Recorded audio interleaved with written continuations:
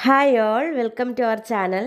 ഇന്നത്തെ recipe mixed vegetables കൊണ്ടുള്ള മെഴുക്ക് പുരട്ടിയാണ്. സവോള, കഴുത്തൻകായ, പടവലങ്ങ, 2 പച്ചമുളക് ഇവ അരിഞ്ഞെടുത്തിട്ടുണ്ട്.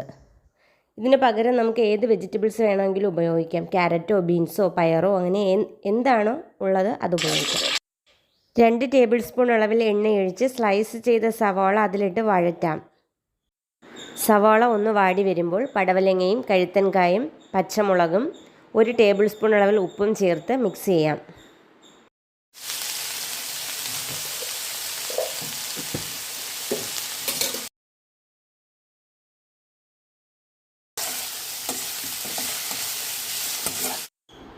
ഇതൊരു 3 മിനിറ്റ് അടച്ചു വെച്ച് വേവിക്കാം. ഇതിൽ വെള്ളമൊന്നും ചേർത്ത് കൊടുക്കേണ്ട ആവശ്യമില്ല. ഇത് കുക്കാവാൻ വേണ്ടിയിട്ടുള്ള വെള്ളം ഈ പച്ചക്കറിയിൽ തന്നെയുണ്ട്.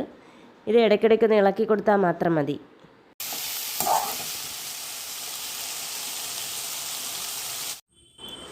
ലോ ഫ്ലെയിമിലിരുന്ന് പച്ചക്കറിയിലെ വെള്ളമെല്ലാം മാറി എല്ലാം വെന്ത് നമ്മുടെ മെഴുക്ക് പുരട്ടി റെഡി ആയിട്ടുണ്ട്.